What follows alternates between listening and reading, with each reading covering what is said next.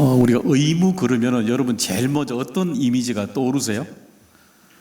의무 그러면 뭔가 우리 안에 뭔가 얽매이고 자유스러움이 없는 것처럼 부정적인 이미지가 아마 많이 떠오를 것 같습니다. 그런데 의무 그러면은 우리의 삶에 가장 중요한 것은 다 의무로 되는 것들입니다. 우리 한번 건강도 볼까요? 건강에 여러분 아침에 먹고 자고 하는 것 여러분 다 의무적으로 하지 않나요? 의무란 뜻이 마땅히 해야 될 일을 말하잖아요. 그러니까 우리가 매일마다 먹고 자고 행동하는 그 의무 때문에 우리의 건강이 유지가 되잖아요. 여러분 가정도 그래요. 여러분 가정의 엄마 아빠로서의 위치 그 역할들을 의무라도 여러분 분명히 하는 자리가 있기 때문에 가정이라는 울타리가 지속이 되게 되는 거죠. 여러분 교회 오게 되면은 교회에 오늘도 여러분 이 자리에 수많은 사람들이 교회에 사역 가운데도 의무의 일들을 잘 감당해 주고 계십니다. 오늘 우리 새가정 안내자들도 그렇잖아요. 오늘 여기 계신 우리 찬양대든 또 우리 찬양팀들 이 수많은 사람들의 이 의무가 우리들에게 여전히 가장 중요한 예배를 만들어내고 있지 않습니까? 또 하나의 의무의 중요한 특징은 뭐냐면은 반복이 된다는 겁니다.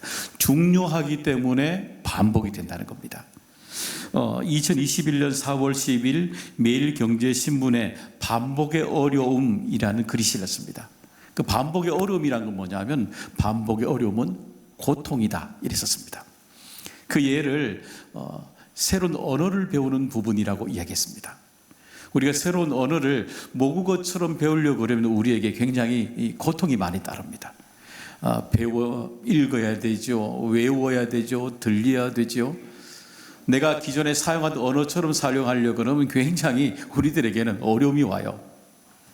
더구나 이것이 필요함을 느끼지 못하는 사람들, 의무를 느끼지 못하는 사람들에게는 해야 된다는 이 반복 자체도 우리들에게는 고통이 되는 거죠.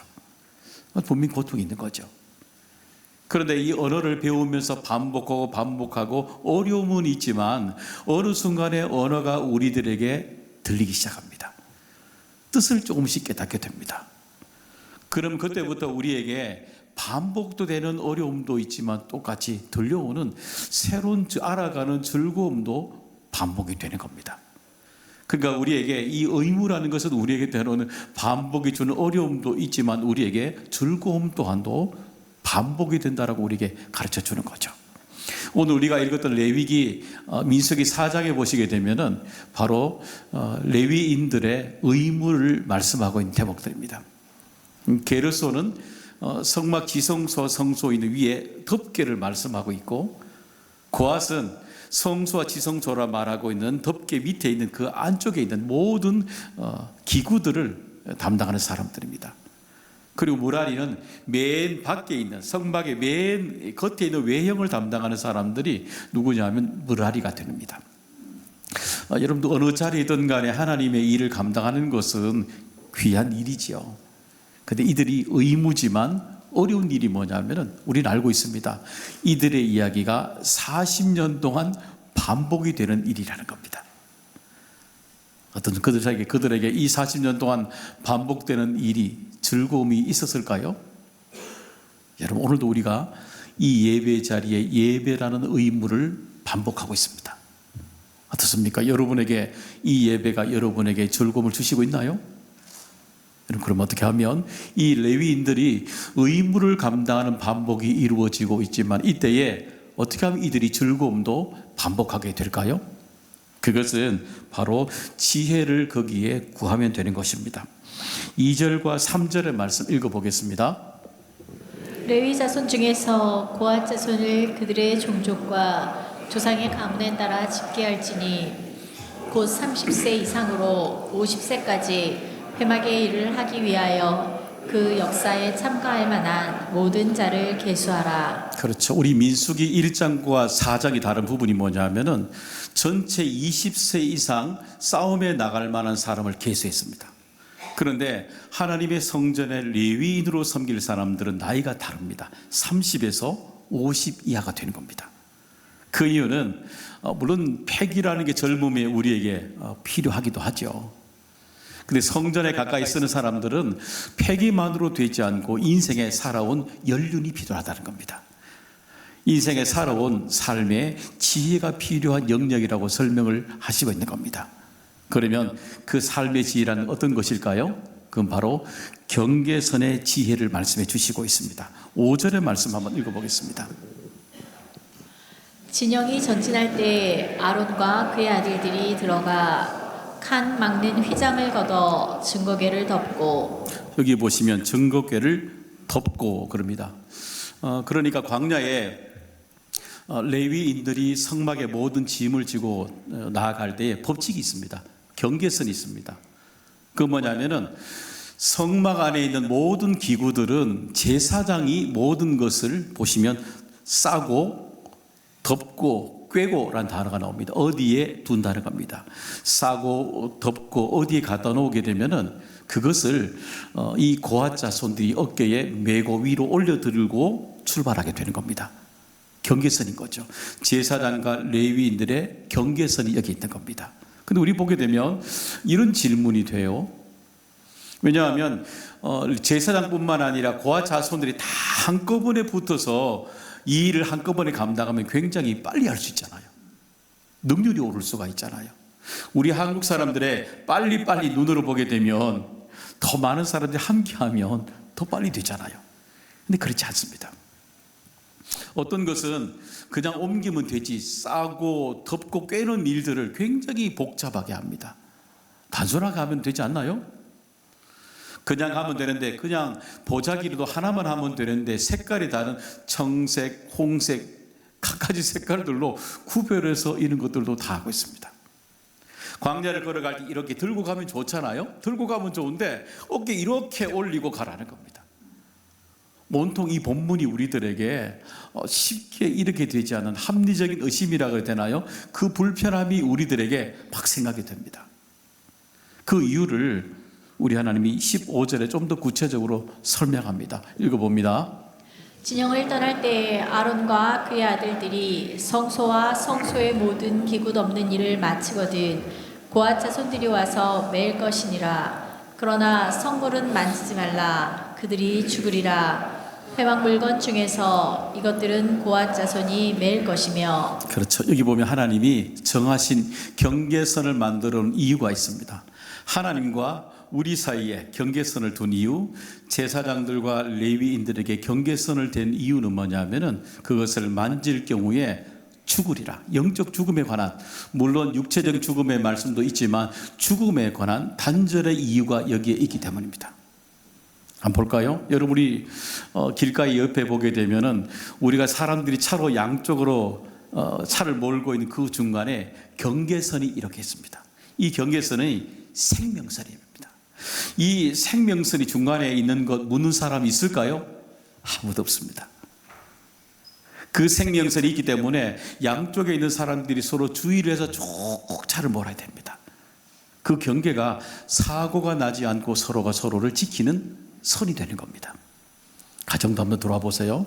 가정의 부부가 살아가는 인생에 부부간에 여러분 경계선이 필요합니다. 어차피 누구보다도 가장 가까운 사람이 부부잖아요. 그럼에도 불구하고 부부가 살아가는데 인생에 그럼에도 불구하고 부부 사이에 서로가 침범하지 말아야 되는 경계가 있는 거죠. 부모라도 자녀들 간에 경계선이 있는 거죠. 침범하지 말아야 될 경계가 있지 않습니까? 어떨 땐 부부 간에도 속 시원하게 모든 것을 다 해결한 채로 여러분 살아가는 부부가 여기 있습니까? 아마 아무도 없을 겁니다. 어떤 때는요, 거짓말 같은데 싶을 때도 그러니 하고 여러분 지나갈 때가 많이 있지 않습니까? 그 경계선은 바로 신뢰라는 경계선이 부부 사이를 만들어가는 겁니다. 교회도 그래요. 교회 안에도 서로 간에 배려라는 경계선이 공존합니다. 수많은 사람들이 각자 각기 다른 삶의 자리에서 살다가 들어오셨지 않아요. 한 주간의 삶의 얘기가 다 너무너무 다르잖아요. 그렇기 때문에 각자 다른 얘기를 주일과 주일의 성전에 올라와서 이야기를 할 때에 서로가 배려하지 않으면 서로 침범을 함부로 하다 보면요 불편한 일들이 너무너무 많이 일어나게 되는 겁니다. 그래서 서로가 서로에게 특히 교회 사역을 할 때도 서로가 경계선을 둬야 되는 부분이 뭐냐면은 서로가 서로를 배려하는 경계가 필요한 것입니다. 그게 존중이 있게 되는 거죠. 왜냐하면 우리는 함께 이 레위인으로서 광야를 멀리 걸어가야 될 사람들이지 않습니까? 그래서 우리들은 오늘도 배려라는 이 경계선을 통해서 함께 이 지혜를 가지고 함께 신앙생활하는 길을 걸어가야 되는 겁니다. 그런 은혜들이 우리 모두에게 있기를 간절히 소망합니다. 두 번째는 의무 속의 즐거움은 바로 하나님의 영광을 그때마다 만나야 된다는 것입니다. 5절, 6절 말씀 읽어봅니다. 진영칠 때 아론과 그의 아들들이 들어가서 칸 막는 휘장을 걷어 증거궤를 덮고 그 위를 해달의 가죽으로 덮고 그 위에 순청색 보자기를 덮은 후에 그 채를 꿰고. 그렇죠. 제가 이 증거궤, 다른 길로 말하면 법궤라고 말합니다. 법궤 옮길 때를 제가 샘플 하나 올려놨습니다. 그러니까 법궤를 옮길 때에 우리가 보았듯이 보게 되면 죽는다라고 경계선을 뒀으니까 성소와 지성소 사이에 막힌 휘장이 이렇게 있습니다. 그 휘장을 걷어서 법궤를 보지 않고 덮게 되는 겁니다. 덮게 되고 그 다음에 그 밖에 지붕으로 덮고 있는 해달의 가죽을 벗겨서 그 위에 또 덮게 됩니다. 그리고 그 위에 큰 청색의 보자기로 덮어서 그것을 고앗 자손에게 주게 되면 어깨 메고 출발하게 됩니다. 자, 복잡하죠? 왜 이렇게 복잡할까요? 요즘처럼 이 미니멀 시대, 단순한 시대에 우리가 생각도 단어도 줄여서 하는 세상에 이왕이면 좀 더 복잡하지 않고 빨리 가기를 원하는 세상 속에 이 얘기가 너무 복잡하지 않나요? 이유가 있습니다. 한번 잘 보셔요. 우리 인생에 가장 중요하고 가치가 있는 일들 속에 여러분 보면 복잡하지 않은 것이 단 하나도 없습니다. 다 복잡합니다. 정성이 다 들어가는 것들이 더 귀중하다는 겁니다. 브랜드가 되어 간다는 책에 보면 대중성의 모순이라는 챕터가 있습니다. 거기 보게 되면 대중적이라는 단어가 우리에게, 보편적이라는 단어들이 우리에게 굉장히 편하게 들리죠. 누구나 다 대중적이라 그러면 알고 있고 접근하기 쉬운 영역이잖아요. 그런데 대중적이라고 해서 우리에게 모든 것이 가치가 더 있는 것은 아니라는 겁니다. 가치가 더 있다고 말하면 말할수록 더 희소성이 있다고 말하는 것일수록 어때요? 더 대중적이지 않다라는 겁니다. 우리 한번 맛집도 한번 볼까요? 여러분 맛집을 여러분이 가시는 맛집이 있으시죠? 네. 그 맛집에 가보시게 되면은 그 맛집에 가보면 음식이 이렇게 나오게 되면 여러분 아마 그 맛집에서 음식을 맛있게 분명히 드실 겁니다. 그런데 그 음식이 나오기까지는 절대 단순하지가 않습니다. 그 뒤에 주방에서 재료를 준비를부터 정성을 다해 나오기까지 얼마나 복잡한 시간을 거쳐서 그 음식 하나가 나오는 줄 모릅니다. 정성이 들어가는 거죠. 그 안에 수많은 복잡한 레시피들이 우리가 먹기에 이 복잡한 얘기들이 우리가 먹을 때에 퀄리티가 있는 그 음식으로 우리에게 전해지게 되는 거죠. 그러니까 가치가 있는 거죠. 여러분 오늘도 우리가 이 예배 가운데 하나님의 영광을 드러내기 위한 수많은 퀄리티를 유지하는 사람들이 있습니다. 오늘 우리 찬양대회가 있잖아요. 우리 찬양팀 있잖아요. 또 돕는 우리 예배자들이 있지 않습니까? 그리고 성전은 여러분들이 있지 않습니까? 수많은 사람들이 이 교회 안에서 수많은 이 예배의 퀄리티를 유지하기 위한 하나님의 영광을 드러내는 수많은 사람들의 헌신이 여기에 있게 되는 것입니다. 여러분 그러면 어떤 하나님의 영광을 드러내는 어떤 헌신일까요? 그건 바로 순종을 통해서 우리에게 만나게 하신다는 겁니다. 불안이라는 위안이라는 책에 나오는 그리스 신화의 인물 시지푸스의 이야기입니다. 그리스 신화에 나오는 시지푸스가 하는 일이 뭐냐면은 신들이 하는 일들을 이렇게 보고 있다가 신들이 나쁜 일을 하게 되면 신에게, 제우스에게 고하는 역할입니다. 그러니까 다른 신들의 입장에서는 이 시지푸스가 하는 일들이 굉장히 못마땅할 수밖에 없는 거죠. 왜냐하면 모든 나쁜 일들을 이제 꽂아 넣게 되니까 불편한 거죠. 그 신들의 미움을 받게 됩니다. 그래서 그 신들이 이 시지푸스에게 형벌을 가하게 됩니다. 그 형벌이 뭐냐면은 큰 바위를 그에게 준 겁니다. 맨 밑바닥에서 이 시지푸스가 쭉 바위를 밀고 정상까지 올라가게 하는 겁니다. 다 올라왔다 싶을 때에 그 바위를 밑으로 쫙 굴려버리는 겁니다. 그러면 또 원점으로 데려오는 거죠. 덜 밀고 올라가면 다시 밑으로 내려버리는 겁니다. 그러니까 계속 반복하면서 허무함을 느끼도록 이 시지푸스에게 형벌을 내리게 된 겁니다. 사랑하는 여러분, 종종 우리들도 예배를 드리면서 종종 우리들도 이런 반복하는 일을 하고 살아갑니다. 어떨 때는 아마 하나님을 만나고 싶은 열정들이 있으시겠죠. 물론 그 신앙의 출발들이 의심으로 출발도 하시겠죠. 그래서 의심이라는 큰 바위를 밀고 열심히 하나님을 만나기 위해 열심히 올라갑니다.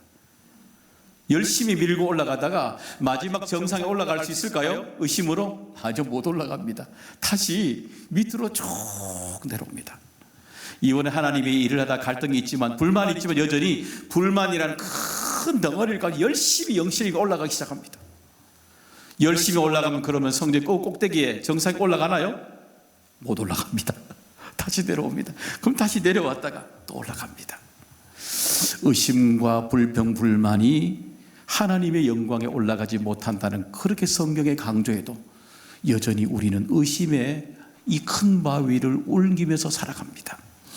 불평을 밀고 올라가고 의심을 여전히 밀고 계속해서 그 정상까지 올라가며 살아갑니다. 삶의 루틴을 한번 보십시오. 우리 신앙의 여러분의 루틴은 어떻게 반복하고 있습니까? 여러분의 삶의 루틴도 한번 바라보세요. 여러분의 가정에 있는 수많은 큰 바위가 있을 수가 있잖아요. 그 바위를 여러분 어떤 모양으로 계속 밀고 계속 여러분이 원하는 응답을 받을 때까지 어떤 바위를 여러분 밀면서 올라가며 살아가고 있습니까? 다시 원점으로 돌아오지 않나요? 그럼 바꿔야지요. 그런데 여전히 바꾸지 않고 계속해서 그 큰 바위를 여러분 반복하면서 원점으로 돌아오는 삶의 루틴을 여러분 반복하고 살아가고 있지는 않습니까? 사랑하는 여러분, 오늘도 우리는 우리의 의심과 불평으로는 정상에 올라가지 못합니다. 순종이란 날을 성경에서 반복하고 있듯이 의심으로는 시작할 수 있지만 하나님의 영광으로 올라가는 길은 순종을 통해서 올라가게 되는 것입니다. 그래서 우리가 순종의 정상에 다 올라갔을 때에 올라오기까지 수많은 고민들, 보지 못한 것들이 한꺼번에 쫙 보이듯이 순종을 통해서 하나님의 영광의 정상에 본 자리에 올라섰을 때에 내가 걸어왔던 수많은 의심의 자리, 불편한 자리, 수많은 자리들이 다 해석이 되는 겁니다. 다 보여지게 되는 것입니다. 아, 그래서 그렇구나. 아, 그래서 이렇게 살아내야 되는 것이구나. 우리에게 깨닫게 하시게 되는 것입니다. 여러분, 오늘도 여러분의 신앙의 삶의 여정의 루틴을 한번 바꾸시기를 바랍니다. 순종으로 여러분 하나님의 영광을 만나는 우리 모두가 되기를 주님의 이름으로 축복합니다. 세 번째는 우리의 삶에 내가 하고 있는 사역의 소중함을 깨닫는 것입니다. 우리 4장에 보게 되면은 사역을 설명할 때 고핫, 게르손, 무라리라고 설명하고 있습니다. 원래 위치를 보게 되면 형이 게르손이 맨 앞에 나와야 되는데 고핫이 4장에 보면 맨 앞에 둘째가 나와 있습니다. 그 이유는 뭐냐면은 성전의 맨 안쪽에 가는 사람, 기구를 담당하는 사람, 그 밖에 있는 사람, 그 밖에 있는 사람 안으로부터 밖으로 설명하기 위해서 고핫으로부터 무라리로 설명이 되어 있는 겁니다. 그런데 아마 영적인 욕심이 있는 사람들은 게르손과 무라리가 영적 욕심이 있다면, 하나님의 일에 더 가까이 가기를 원하는 사람이라면 아마 영적 욕심이 나겠죠. 하나님 더 가까이 가고 싶은 욕심이 나겠죠. 어쩌면 영적인 질투도 나지 않겠어요? 혹시 여러분 하나님의 일을 하면서 더 가까이 가고 싶은 것 때문에, 주의 일에 더 많이 더 가까이 가고 싶은 것 때문에 갈등이 일어나지 않나요? 때론 남편에게, 아내에게, 자녀들에게 더 가까이 가고 싶은 마음 때문에 여러분 갈등이 생기지는 않나요? 성경에 보면 그런 얘기를 볼 수가 있습니다. 민수기 16장에 보면은 바로 고핫 자손과 이스라엘 백성들 200만이 세운 250명의 지도자들의 얘기입니다. 이들이 모세와 아론을 거스르기 시작합니다. 그 이유는 자기들도 리더감인데 왜 우리들은 당신들처럼 그 앞에 리더로 설 수 없습니까? 라고 얘기를 하게 됩니다.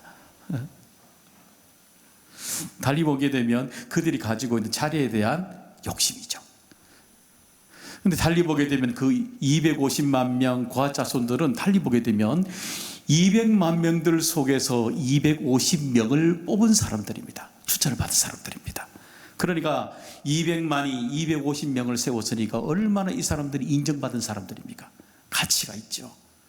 얼마나 대단한 사람들입니까?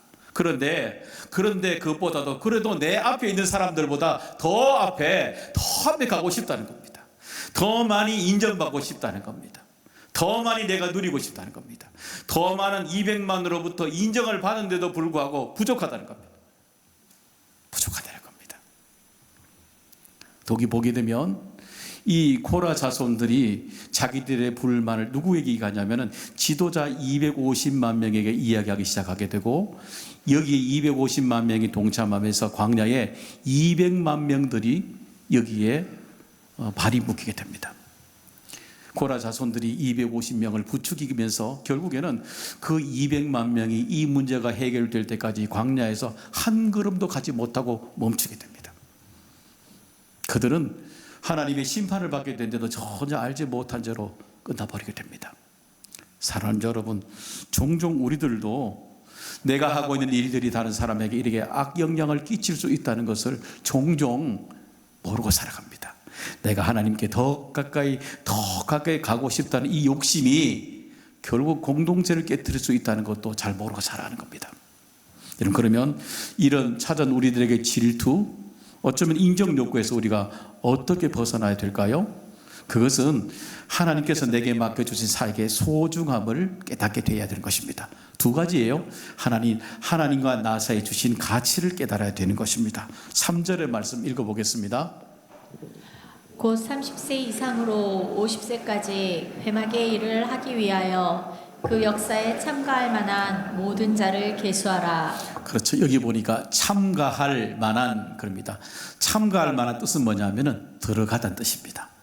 그러니까 이 30세에서 50세에 해당되는 이 성막에 거하는 레위인들이 아침 저녁으로 들어갔다가 나온 이 출퇴근을 했던 사람이라는 것을 알 수가 있습니다.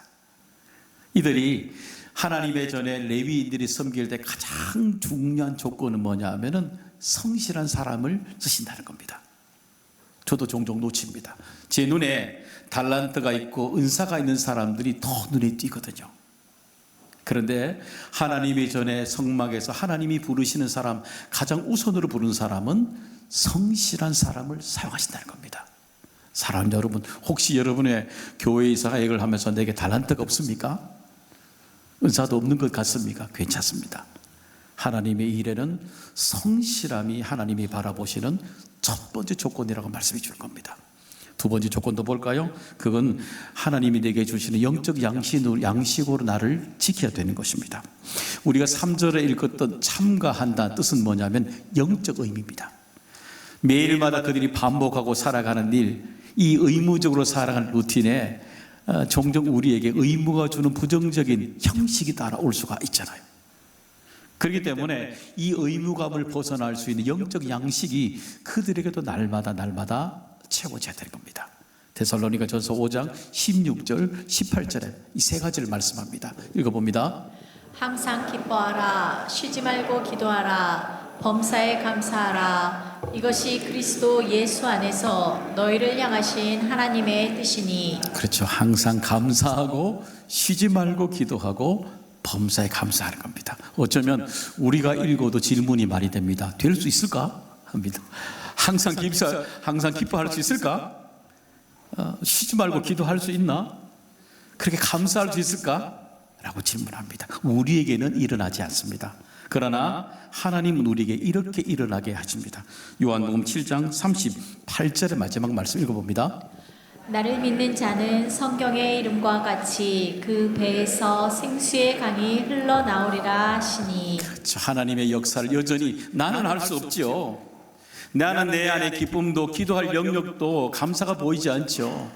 그러나 하나님이 내 안에 거주하신다면, 하나님이 나와 함께 하신다면 여전히 내 안에 기쁨을 선포할 수 있고, 하나님이 주신 은혜를 붙들고 기도할 수 있고, 내 안에 감사할 풍성함이 일어나도록 생수의 강이 흘러가리라. 내게는 없지만 하나님이 주신 내 안에 그 은혜가 내 안에서부터 밖으로 흐르게 하신다는 겁니다. 그 은혜입니다. 그 은혜가 우리에게 수많은 모순들을 내게서 역사해 하나님의 은혜로 바꿔놓으시는 겁니다. 사는 여러분, 의무가 즐거움입니다. 반복이 우리에게 반복에 빠진 오류는, 즐거움은 우리에게 하나님이 주시는 영적 경계를 지킬 때에 우리에게 즐거움이 됩니다. 또 서로에게 우리가 함께 순종을 통해서 내 믿음의 사이클들을 점검하는 겁니다.